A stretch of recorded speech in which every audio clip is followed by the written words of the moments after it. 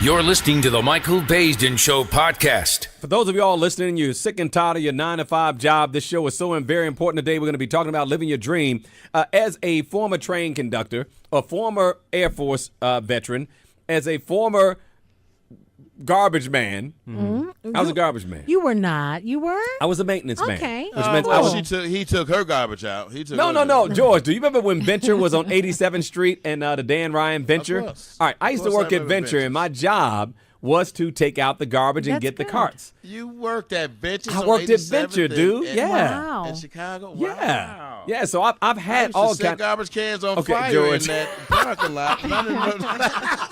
I will not with you. I will not. My point is that It was fun. It was a job that really built a lot of character for me. I dressed up night. Hey George, I had my Foldies on while I was emptying the garbage. You was empty garbage and Foldies. I was emptying the garbage. I was the maintenance man wearing Foldies. You know why? And I also wore suits, even though I was the maintenance man, because Wow. in my mind I was the business garbage man. I was My the man. business My cart man. pusher. And I kept that mindset Yeah. my whole life. And see, back in Chicago, back in the day, we wore suits to high school. So it was we already did. a business mindset already as a young man. I think that whole I think it Especially high therefore school we went I to. think the Yep. think it therefore I am mentality is Yep. important. I tell my kids every day when Elijah goes to school, this is your job. You right. are to work hard, dress appropriately, go in there, do That's your right. thing, and have that business your mentality now. And the same to my daughter. Malia's in elementary school, but sweetheart, you are at work right now and work hard. And Dominique, I know for you, being in journalism, you always had the dress for the job. We need to talk about the importance of how we're putting ourselves together every day. Yeah, I mean, you got to dress for the job and then dress for where you want to be. That's why I love your story about, being the garbage man in the business suit, because we have to manifest our dreams by acting like we already have it, getting the feeling like we already have it, and walking that walk. Go ahead, George. That's right. Dress appropriately, no matter what you're doing, no matter where you're going. I remember one time I dressed really inappropriate. I didn't have any underwear on when I went to this job interview, and but I learned. I mean, I got the job, but what I'm saying is, it just was inappropriate. You know what? Ladies and gentlemen, we are taking won't. your calls right now. Living your dream on the Michael Baisden Show. Really, George? Unbelievable. That's what we I do. got a raise the I got a second raise. week. You know what? Let's go to the calls, everybody. We're talking about overcoming dream killers, dream murderers, dream destroyers. And if I say you're passionate about that, ladies and gentlemen, it's because this is a very serious topic for me. It's a passionate one for me. When I first started writing books, so many people told me I couldn't do it. What are you trying to be, an author? You never wrote a book before. How are you going to get it published? Who's going to publish your book? Haters always tell you why something can't happen. And they are determined to see you kept down because they don't have a dream. Jade's on the phone line with us. Jade, how you doing? Talk to me. I'm good, and you? Good. Talk to me about the dream killers, and make sure you take us off a speakerphone. I have plenty of dream killers. You say blood is thicker than water, it's supposed to be, but I got about at least 20 brothers and sisters that don't support my dream at all. What do you mean they don't support your dream? I don't get any support. I spent the last 10 years building a fashion line and discovering herbal, plant-based medicinal fabric to make men's shirts and apparel out of, and I can't get not one purchase from any of my brothers. I have about 13 of them. You know That what? sounds like a terrific idea. It does. It's a great idea, and the fabric is amazing. The product is great, and I smell good, and we all smell good wearing it. It's very medicinal for the body. Here's my question. Listen, whenever you don't have anybody, nobody who is interested in supporting your dream, I think you need to check yourself. I was fortunate enough to have coworkers. You know where I got my money from? I got my money from my coworkers. 3 coworkers. My mom gave me $1,000. Louis Salazar, and Louis, I know you listen to the show, man. Thank you. And Rodney Julin, a coworker. They're the ones who gave me my first $3,000 that started me on the course that brought me to this point right now. I have a question. Just because nobody supports you, that doesn't necessarily make them a dream killer, does it? Maybe they just don't like your product. Could that be possible? No, I have family that don't support me. I have support. I have a professor out of Suffolk University who became my partner because of my product. I have support from other people, not my family, not my brothers and sisters, what I'm saying. To me, that's a dream stiller because I've given and done everything I could for them.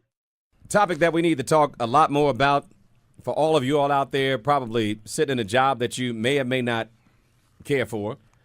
Maybe you hate your job. And I know that's a strong word, but there are a lot of people who literally do hate their jobs.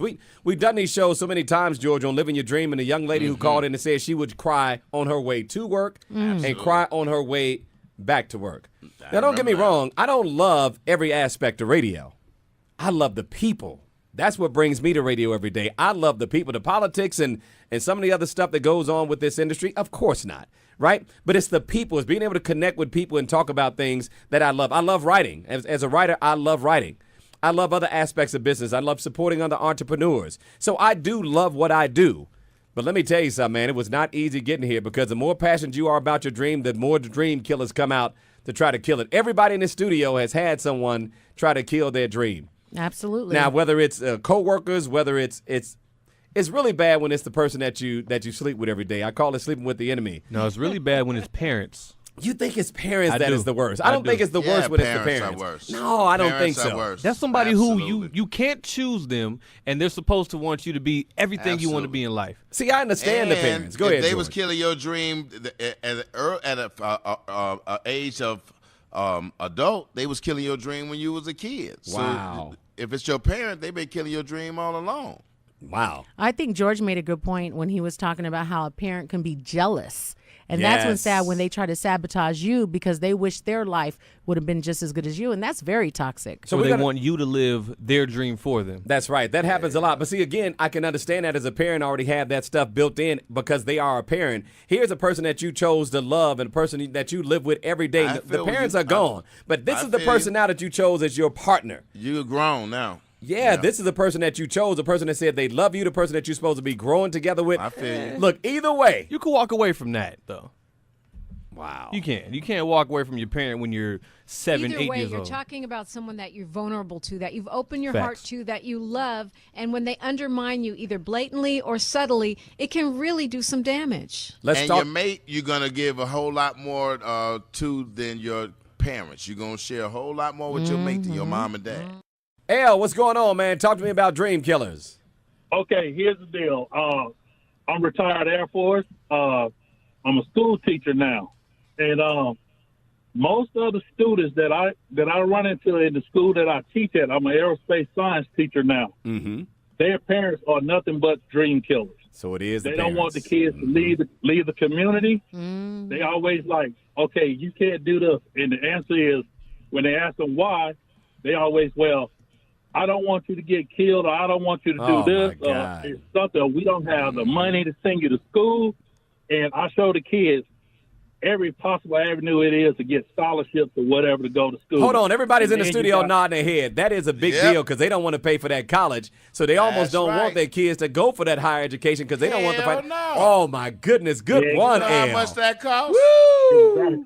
I had one student to come back. I'm talking about this young lady graduated and was ranked number 4 in the school, and her father told her that he could not give her the money because he was using the money to make sure his son did not go to jail. Oh, my God. That is Wow. insane. Yeah, so This is a show that many of you all listen to can relate to. The dream killers out there, many of you all have tried to go back to school. You tried to start your own business. You tried to get into music. You tried to write a book. I certainly have done so many things, man, that have failed and been successful, but I've been fortunate enough to be supported. Dominic, you've had coworkers try to stop you from living your dream as well. Yeah, I mean, I've had lots of people, and in radio, they always say the woman can never be, big, and you need to stay in your lane and all this. But we have to learn to ignore the reality, especially as people of color, as women, and just focus on our vision. And you had coworkers who told you couldn't do this. You said they tried to pigeonhole you into certain roles.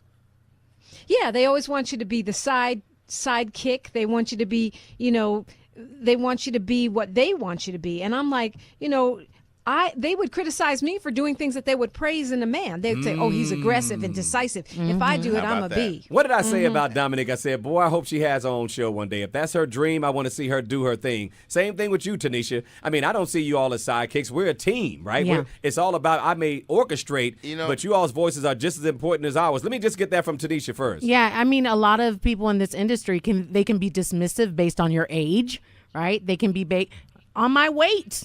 as a matter of fact. One of those things where people look at me and tell me you're not able and capable to do it because of the way that you look. Wow. You know what I mean? So, but you have to have enough confidence within yourself. And if you have a purpose, baby, nobody can stand in between that. Nobody. That's But you between you can and do God. a split, can't you? You still can do a split. I can't you? sure can. And George, comedy is something a lot of people get discouraged from getting into as well. And very well they should, because it's not for everybody. I don't come from a comedy standpoint. I was just listening to the words that you all was using, and it's just so precise. You know, you have to really know who you are and go forward. And I had more naysayers than I had dream killers and any of that. You know, so it's how much focus do we have and how much drive do we have for whatever it is we think and we believe in. Hey, I do think me a it favor. is. Everybody out there who's had a dream stolen from them, please go to Video Pitch Group. Now you all can record a about that? video on your phone and put it Yes. directly on the Facebook, and then we can play the videos back. So I had to find an easy way to do this. So go to Video Pitch Group on Facebook. Put in your video. Just tell me about how somebody tried to steal your dream, and we'll play the audio back on the radio show and play the video on our social media page. On the phone line right now, we got Big Ray on the line. Ray, talk to me, man. Who tried to steal that dream? Hey man, I hope she's listening. You talking about a dream killer? I had a product that I worked on for years. I mean years. It was to protect children on the internet from cyberbullying and sexual predators. This woman told me she would help a dog if she could. And so, you know me, I'm like, all right, cool. Well, if this is the case, we're going to make this happen.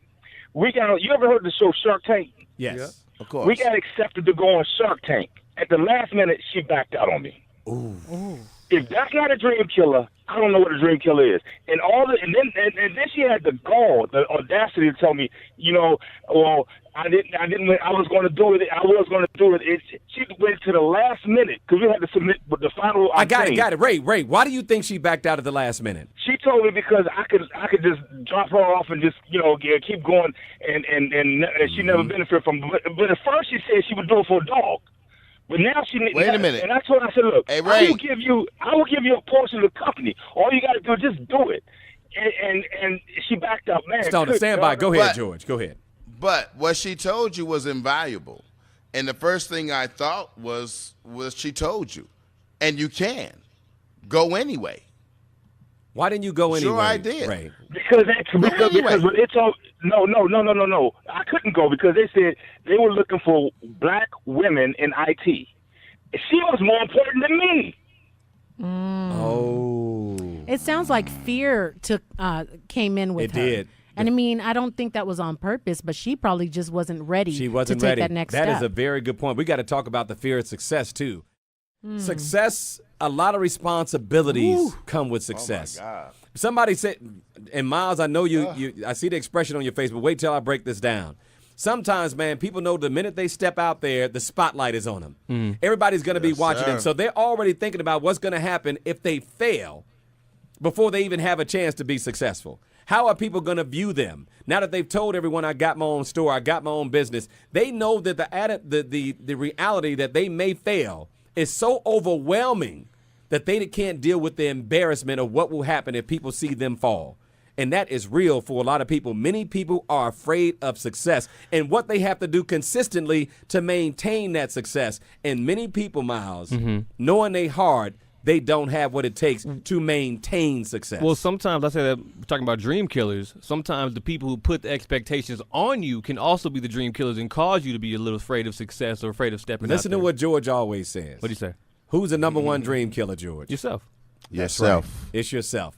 9 times out of 10, it's people's own negative thoughts that cause them to fail. Well, I'll say this, though, because one of my friends, I'm an aspiring artist. One of my friends, he's a rapper. He's up and coming, but his mom always pressured him to say, hey, I want to retire. When are you going to blow up? When are you going to get there so I can retire? That's and crazy. that end up putting much pressure on him. It's his responsibility to resist that, That's even right. from his mom, That's or right. his friend, or his mate, or his sibling. Facts. But that is a way a lot of parents do put pressure on their kids, and it ends up killing the Absolutely, dream Dominique. by living vicariously through them. I That's see this true. with a lot of sports Yes. kids. The parents never played football or they never got to do gymnastics, so they put all Or the they pressure blew on the the kid. knee out, or they had a Takes the It's fun not out the of it. kid's job to pay for college. It's our job as parents, and you I- know. And I think sometimes parents are afraid for their kids to take risks because they're afraid to take risks. So I know for me, my parents were afraid for me to go to theater school because they're like, what are you going to do with theater school, right? But my mom, they'd rather have the 9 to 5, and they're okay with living that because life. they don't have the vision. Ladies and gentlemen. And my mom was in the ghetto, so she just threw caution to the wind and had me in everything: bowling, baseball, basketball, everything. You're listening to the Michael Baisden Show, family, sponsored by VideoPitch.com. If you have a story, a talent, or a business to promote, and I'll share with my 5 million monthly users. And here's the best part. You get paid to do it. Log on to VideoPitch.com now and become a contributor. That's VideoPitch.com. Now back to the Michael Baisden Show.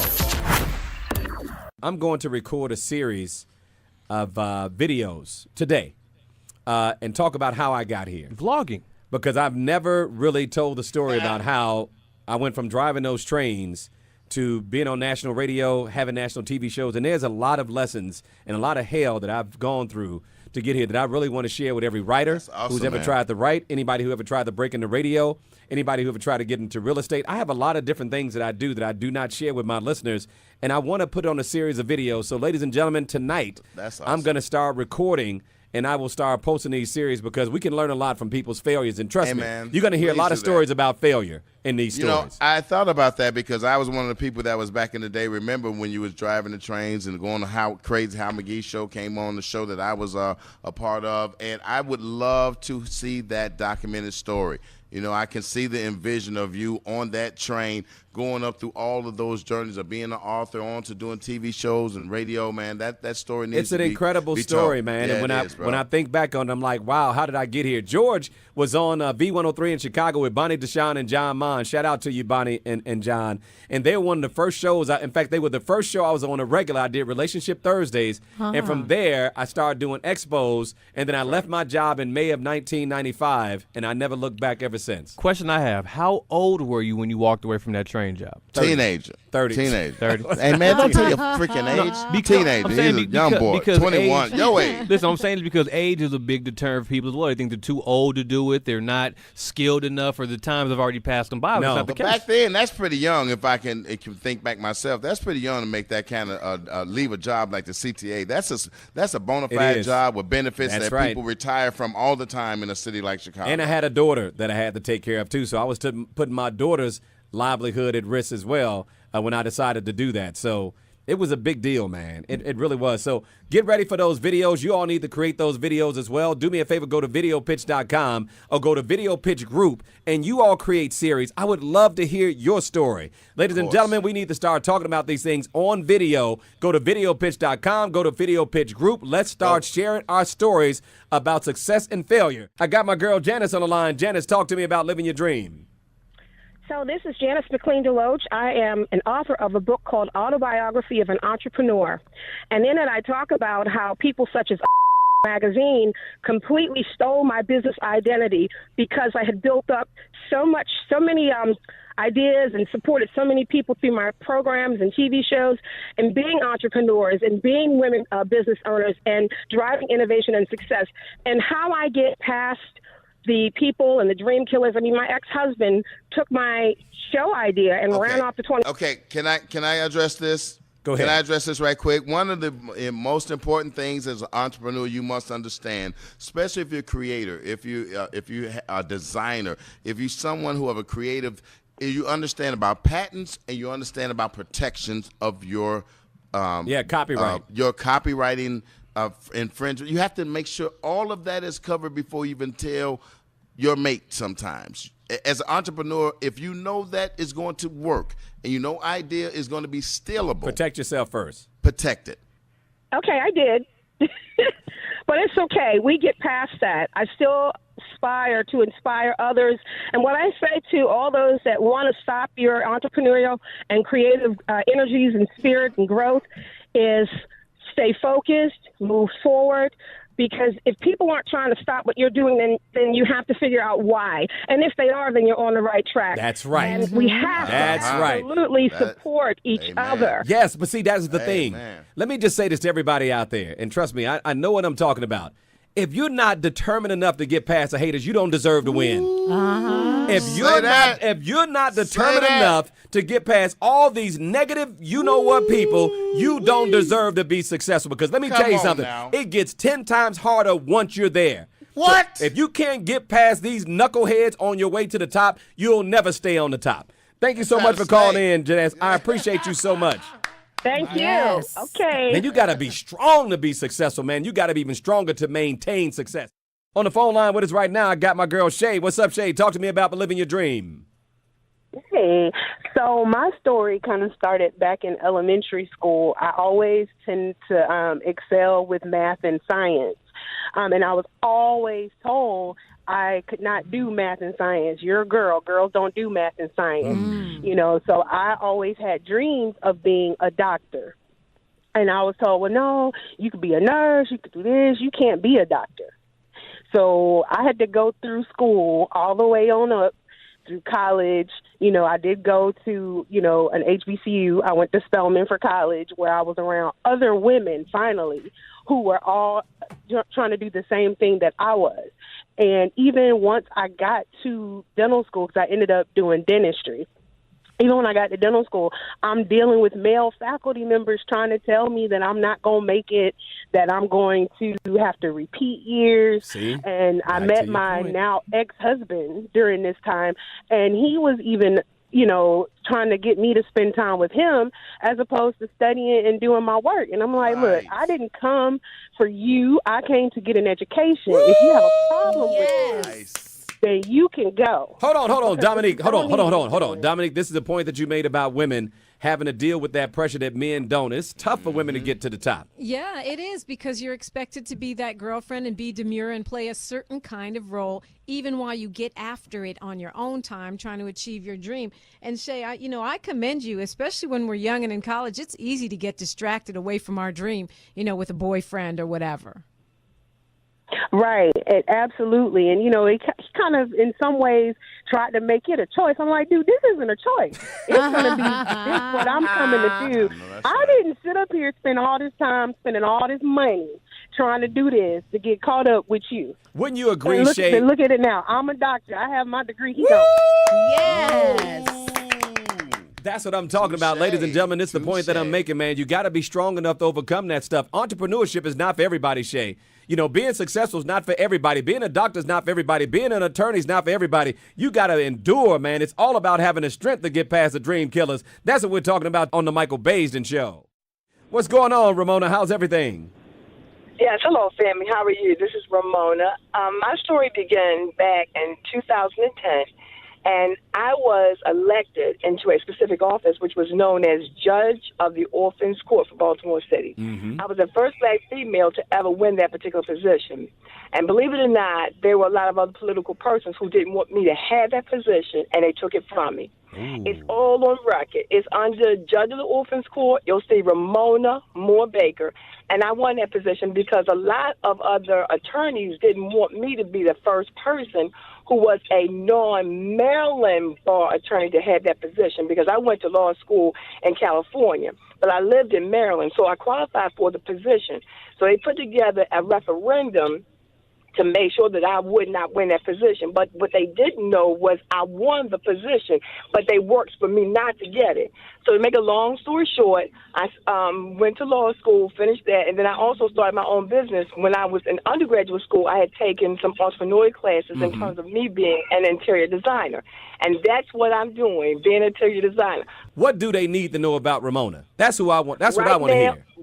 Right now, Ramona has been accepted into law school, and she's going to be completing law school. And also, Ramona has also started her own entrepreneurial business as an interior designer, because I also went to undergraduate school for that. And I help other women who have other creative minds get where they want to go. So when somebody tells you no, or they try to take away, all you do is just make lemonade out of lemon. That's right. On the phone line with us right now, let me talk to my girl. She's been holding on forever. Sharita, how you doing? Thanks for holding on. Yes, hi. I'm doing great. I'm happy to be here. Tell me a story. From Frederick, Maryland. My story is a little different from some of the other stories. I am calling about, I'm calling as a mom. of a daughter, a high school age daughter, who was dreaming literally over the top. So much so, her dreams were so big. She wanted to go to Yale. She wanted to go to Stanford. She wanted to go to Cornell. She's going to be this global inspired architect. And my point that I wanted to make and share is that for mothers who have children who are dreaming incredibly big, to not be fearful, because what happened to me was when she first started espousing her dreams, I panicked inside, and I'm like, oh my God, her dreams are over the top. She's dreaming so big. And as a mom, I went into protect mode, and I said to her, okay, that's wonderful, but we got to have a plan B. I have a son who has big dreams too, and sometimes we have to fight the impulses to either push them too hard and be like tiger moms, or to say we want them to stay close to home, don't go away to college. We don't want them to be rejected and hurt and crushed. Is that what you're talking about?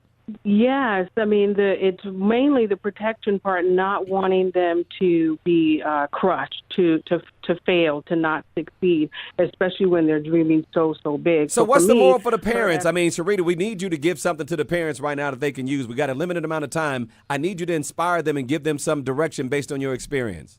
Yes. Okay. So the inspiration is that when when our daughters and our young men are dreaming really big, for the parent, we need to get behind them. And that's exactly what I had to do with my daughter. I initially panicked and said, okay, we've got to have a plan B.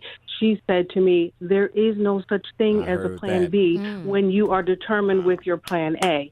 And when she shared that with me, I had to stand down, and I got behind her. And when I got behind her, she shot off like a rocket to the point where she received national attention for a number of competitions that she competed in. She is right now a candidate for Cornell University. Sarita, what do you want to say to your daughter right now and all the other young people out there who had the dreams of your daughter? Wrap it up for me with that.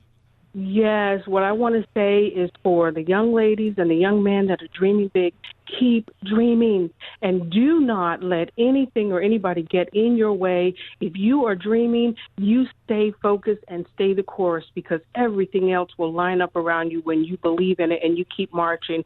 For the moms, I want to say, get behind your kids. If you have to drop what you're doing, take them to a conference, take them where they need to go, do extra, get behind them and support them, because when they are dreaming big, they're operating off something on the inside. That's right. Melody, what's going on? Talk to me about living your dream. Hey, Mike, it's Melody. I'm from Burtonsville, Maryland. 20, 30 years ago, I was going to school full-time, working full-time, and I had a 3-year-old daughter. And it got so tough that I just wanted to give up. I had a counselor by the name of Mr. Glass. I called him crying and said, that's it. I'm done. I'm not doing this no more. He came to my job, gave me my application to take my GED test, and encouraged me, told me that he can do it. He believed in me more than I believed in myself. How about that? And I went ahead, took the test, 3 days, had a migraine headache, and guess what? I passed the test. Woo! Got my GED. I was able to tell my daughter she had to go to school and complete, and I lived as an example. This was more than 30 years ago. Now we live in Maryland from New York, and we're doing big things. See? And because of the things that was, because of how he encouraged me, it encouraged me to encourage my daughter. Since then, she's been into the military. She got her college, college classes, and she's doing things, and it's because of Mr. Glass. That's right. That she's me, even there. That's right. To help my daughter. Melody, so let me say this to everybody listening. We all have those moments in our lives that are that fork in the road. And man, when you quit, I don't know how people quit. I could never quit because I could never deal with what if. See, that's the part that would destroy me. What if I did this? What if I did that? And for those of you all who quit, get back on, man. You're never going to be happy knowing that you gave up. You'll never have any peace. You know why I came back to radio? Why? Because I knew that the way we went out was not right. This is not the way I wanted to leave. Now, it wasn't my choice to leave. Let's make sure that's clear. But, man, I was like, I'm not going out like this. That's why I'm back here. No, we're not where we want to be, but we're definitely on our way to getting there to what's next. To everybody who quit, get back on that horse right now. For everyone out there who's been through the hell that every true entrepreneur has been through, that pain of going, oh, my God, I can't do it. I can't do it. We've all been there, and we've been there on more than one occasion. We've been to the point of being destroyed. And a lot of people think that's an exaggeration, but I'm going to tell you something. If you ever been out here trying to live your dream as an entrepreneur, there's been moments that you felt like you on the verge of being destroyed. And it's overcoming those adversities, man. It's overcoming those parts where you feel like you're ready to break down and just give up that determines your greatness. Everybody has that story. You know what used to be one of my favorite stories to watch? VH1 Behind the Music. And then I used to watch the Biography Channel, and all the people who achieved greatness were almost at the point of being destroyed. And if you can't get past that, you're never going to achieve greatness, man. Don't they say it's when you feel like you're going to be going through a breakdown, that's when you get through a breakthrough? I believe That's that moment, and it's pivotal, and you can't turn away. And the whole thing about haters, let those haters be your motivators. There's so many people that it helped motivate me to say, you know what? I'm going to prove you wrong, and I'm going to prove something to myself, and I'm going to keep on going. Every one of us can relate to that. Go ahead, George. Yeah, no, see, the things about I'm in post-production of a project I've been working on for 4 years called Tragedies of Comedy. And doing this project, I'm talking to comedians, who are name as big as you've ever heard, telling things that people don't know that they've gone through and adversities they don't know they've overcome. And although their job is to laugh and let you laugh as you go through your divorce and as you make it through your addiction, they're going through those same type of challenges, those same type of adversities. So, what you're saying is right. Unless you overcome those things, man, you really don't understand the liberation that comes with that. No. And sometimes go ahead, we have to Dominique. have more than one failure. I mean, it's not like you fail once and Oh then my it's God! all What? What? Because I was already on TV. You don't say. No, I mean, but we think, oh, he's made it, she's made it, and then it's all gravy, and that's not life. I was on TV for quite a while in the Bay Area in San Francisco, and when my show was canceled, I just got in a U-Haul, moved to LA. I didn't know anybody, and that was another rock bottom. That? What have you done? What am I going to do? How am I going to pay my rent? But we just got to push through those moments. And sometimes those closed doors, it forces you to look at that That's open right. window. It does. You know what I mean? And sometimes it's because there's something greater waiting for you. I had to leave D.C. I was working as a producer in a huge market, and I moved here to Las Vegas, and I was like, why? Why was this taken from me? And look where I am now. To be here with you, to learn from you, Michael, to learn from you, Dominique, and George, and this opportunity with Miles, it's just been a great experience. So you never know what awaits you. It is. I got Chris on the line. Chris, talk to me about living your dream, man. Hey, what I wanted to say, first off, I love y'all show, and I listen to it all the time on my way home. Thank you. Thank you. What I want to say to people that need encouragement is always surround yourself around people who make deposits, not withdrawals. Because what I mean by that is people who make deposits and put good things into your mind. People who make withdrawals only take them out. I think it's important to be around. I like to call the women I date my muses. And when I say date, I'm not talking about all intimate relationships. I'm talking about friendships. I love women I can bounce things off of, and male friends as well. So for me, they don't necessarily have to be successful in order for me to be around them. They just have to be supportive sometimes. And that's all that's needed. For most people who are truly driven entrepreneurs, we just don't need anybody dragging us back. I don't need anybody to push. I'm pushing myself. I just don't want anybody holding me back, and I want them to be someone I can talk to. Because as an entrepreneur, it's all about ideas and being able to express yourself to get some feedback. And that's all it takes. Me and you are just like that. Me and you are just alike. We've got a lot of similarities. We got a lot of differences, but we're the same on that. I like women I can bounce stuff off of, too. Yeah. I like, I want to bounce off. I mean, sometimes I like grab, I don't know, like a cup, right? Okay, George. Bounce it off. George, I think we're talking about the same. Like I'm having a cup of coffee, and I'm like, man, I'm reading my paper. I'm going to bounce off that paper. George, we're almost out of time. Oh, that ain't what you talking about? Thanks, family, for listening to the Michael Bays and Show podcast, sponsored by VideoPitch.com. Go to VideoPitch.com now and be a part of our growing community of writers, video producers, and filmmakers, and get paid to share your business, opinion, and talent with the world. That's videopitch.com. Write it down, family. Write it down. Videopitch.com.